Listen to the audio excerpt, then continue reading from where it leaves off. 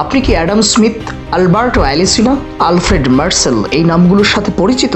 হ্যাঁ, ওনাদের হাত ধরেই পৃথিবীতে অর্থনীতির রূপরেখা প্রণীত হয়েছে, যাদের সাথে আপনি আরও একটি নাম যুক্ত করতে পারেন, যিনি বর্তমানে বাংলাদেশের অন্তর্বর্তীকালীন সরকারের প্রধান উপদেষ্টা ডক্টর মোহাম্মদ ইউনূস।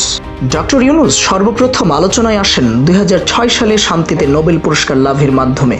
বাংলাদেশের এই ক্ষুদ্র ঋণের প্রবক্তা দ্বিতীয়বার আলোচনায় আসেন তার উদ্ভাবিত 3-0 ফর্মুলার মাধ্যমে, যা ইতোমধ্যেই আন্তর্জাতিক মঞ্চে ব্যাপক আলোচনার সৃষ্টি করেছে। 3-0 ফর্মুলাটি আনুষ্ঠানিকভাবে 2016 সালে প্রতিষ্ঠিত হয়। একই বছর তিনি তার এ ওয়ার্ল্ড অফ 3-0 নামক বইতে এই ফর্মুলার বিস্তারিত বিশ্ববাসীর সামনে তুলে ধরেন। 3-0 ফর্মুলাটি হল 0 poverty, 0 unemployment and 0 net carbon emissions. Doctor Yunus মনে করেন এই ফর্মুলাটি ব্যবহার করে বিশ্বকে একটি মানবিক, পরিবেশ বান্ধব ও সমতা ভিত্তিক সমাজে রূপান্তরিত করা যাবে।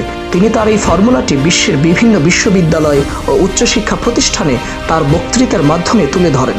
তার মধ্যে উল্লেখযোগ্য হল যুক্তরাষ্ট্রের হার্ভার্ড অ্যান্ড স্ট্যানফোর্ড ইউনিভার্সিটি, যুক্তরাজ্যের অক্সফোর্ড ও ক্যামব্রিজ ইউনিভার্সিটি, জাপানের ইউনিভার্সিটি অফ টোকিও।